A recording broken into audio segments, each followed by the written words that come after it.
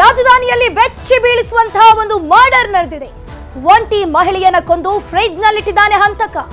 ಬರೋಬ್ಬರಿ 30 ಪೀಸ್ ಮಾಡಿ ಮಹಿಳೆಯನ್ನ ಬರ್ಬರವಾಗಿ ಕೊಲೆ ಮಾಡಲಾಗಿದೆ.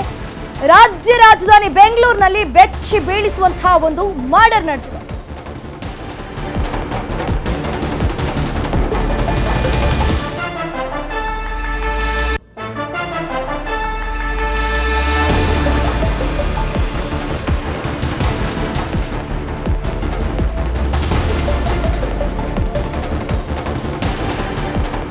ಬೆಂಗಳೂರಿನಲ್ಲಿ ಒಂಟಿ ಮಹಿಳೆಯನ್ನ ಟಾರ್ಗೆಟ್ ಮಾಡಿ ಒಬ್ಬ ಕಿರಾತಕ 30 ಪೀಸ್ ಮಾಡಿ ಆಕೆಯ ಶವವನ್ನ ಫ್ರಿಡ್ಜ್ ನಲ್ಲಿ ಇಟ್ಟಿದ್ದಾನೆ. ದೆಹಲಿಯ ಶ್ರದ್ಧಾ ವಾಕರ್ ಕೊಲೆ ಪ್ರಕರಣ ಏನಿದೆ ಅದೇ ರೀತಿ ನಮ್ಮ ರಾಜ್ಯದಲ್ಲೂ ಕೂಡ, ಅದರಲ್ಲೂ ರಾಜ್ಯ ರಾಜಧಾನಿ ಬೆಂಗಳೂರಿನಲ್ಲಿ ಬರ್ಬರ ಆಗಿರುವಂತಹ ಕೊಲೆ ಆಗಿದೆ.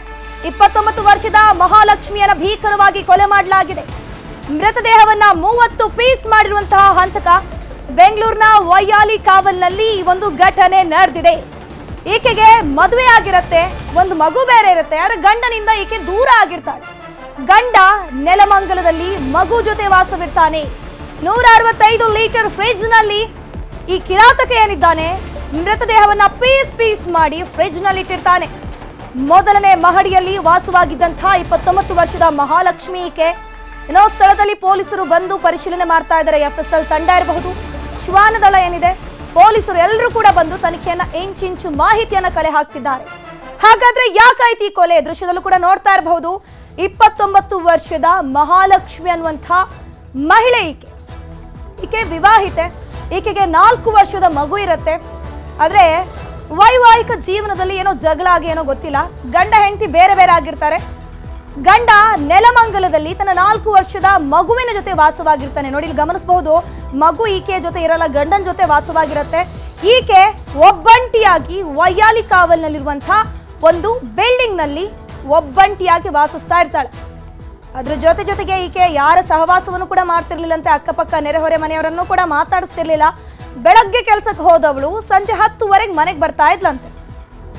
ನೋಡ್ತಾ ಇರಬಹುದು ದೃಶ್ಯದಲ್ಲೂ ಕೂಡ, ಇದೇ ಬಿಲ್ಡಿಂಗ್ ನಲ್ಲಿ ಮೊದಲ ಮಹಡಿಯಲ್ಲಿ ಮಹಾಲಕ್ಷ್ಮಿ, 29 ವರ್ಷದ ಮಹಾಲಕ್ಷ್ಮಿ ಕೊಲೆಯಾಗಿರುವಂತಹ ಮಹಿಳೆ ವಾಸವಾಗಿದ್ದಂತಹ ಮನೆ. ಲೈವ್ ದೃಶ್ಯಾವಳಿಯನ್ನ ನೀವು ಕೂಡ ನೋಡ್ತಾ ಇರಬಹುದು. ಪೊಲೀಸರು ಅಲ್ಲಿ ಇಂಚಿಂಚು ಮಾಹಿತಿಯನ್ನ ಕಲೆ ಹಾಕ್ತಾ ಇದ್ದಾರೆ. ಇದೇ ಮನೆಯಲ್ಲಿ ಇದೇ ಫ್ರಿಡ್ಜ್ ಇದ್ದಂಥದ್ದು, 165 ಲೀಟರ್ನ ಫ್ರಿಡ್ಜ್. ಆ ಫ್ರಿಡ್ಜ್ ನಲ್ಲಿ ಈ ಮಹಾಲಕ್ಷ್ಮಿ ಅನ್ನೋ ಮಹಿಳೆಯ ಶವವನ್ನ ಕಟ್ ಪೀಸ್ ಮಾಡಿ ಆ ಫ್ರಿಡ್ಜ್ ಒಳಗೆ ಇಡ್ತಾನೆ.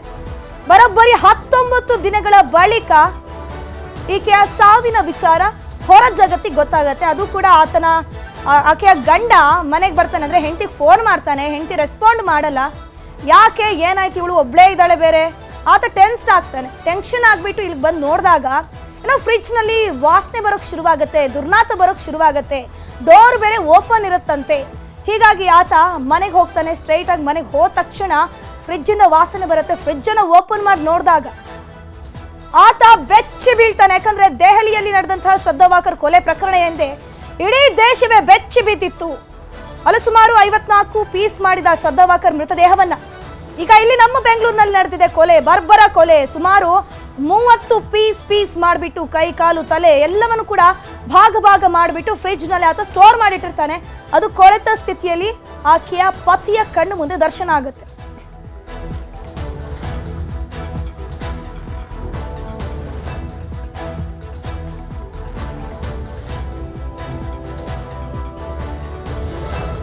ನೆಲಮಂಗಲ ಬಸವಣ್ಣ ದೇವರ ಮಠದಲ್ಲಿ ಪತಿ ಕೆಲಸ ಮಾಡ್ತಿದ್ದಂತೆ. ವೈಯಾಲಿ ಕಾವಲ್ನ ಮುನೇಶ್ವರ ಬ್ಲಾಕ್ನ 4ನೇ ಕ್ರಾಸ್ ನಲ್ಲಿ ಒಂದು ಘಟನೆ ನಡೆದಿರುವಂಥದ್ದು ನೀವು ಗಮನಿಸಬಹುದು. ಆಕೆಯ ಪತಿ ನೆಲಮಂಗಲದ ಬಸವಣ್ಣನ ಮಠದಲ್ಲಿ, ಬಸವಣ್ಣ ದೇವರ ಮಠದಲ್ಲಿ ಪತಿ ಕೆಲಸ ಮಾಡ್ತಾ ಇರ್ತಾರೆ. ಈ ಒಂದು ಘಟನೆ ಆಗಿರುವಂಥದ್ದು ವೈಯಾಲಿ ಕಾವಲ್ನ ಮುನೇಶ್ವರ ಬ್ಲಾಕ್ 4ನೇ ಕ್ರಾಸ್ ನಲ್ಲಿ.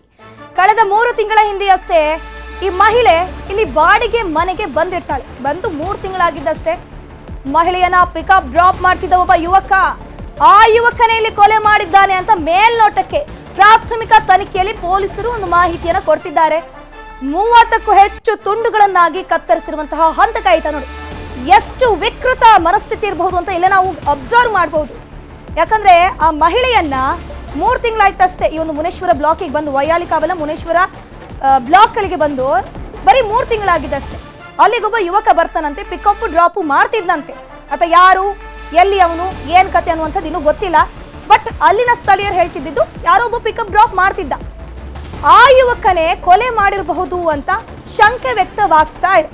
ಸದ್ಯಕ್ಕೆ ಪೊಲೀಸರು ಅಲ್ಲಿ ಸ್ಥಳ ಮಹಜರು ಮಾಡ್ತಾ ಇದ್ದಾರೆ, CCTV ಅಕ್ಕಪಕ್ಕದ ಪರಿಶೀಲನೆ ಮಾಡ್ತಾ ಇದ್ದಾರೆ.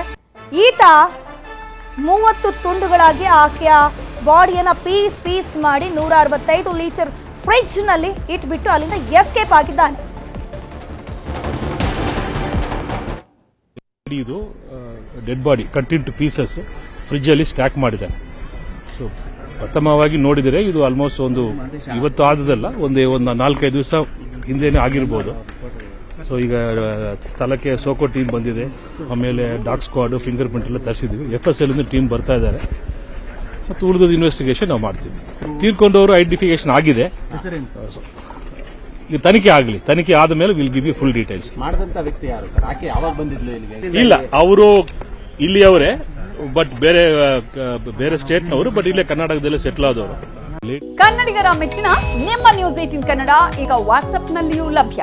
ಕರ್ನಾಟಕ ಮತ್ತು ದೇಶ ವಿದೇಶದ 360 ಡಿಗ್ರಿ ಸುದ್ದಿ ವಿವರವನ್ನ ನೀವು ನಿಮ್ಮ ಕೈ ಬೆರಳುಗಳಲ್ಲಿಯೇ ಪಡೆಯೋದಿಕ್ಕೆ ಈ QR ಕೋಡ್ ಅನ್ನ ಸ್ಕ್ಯಾನ್ ಮಾಡಿ.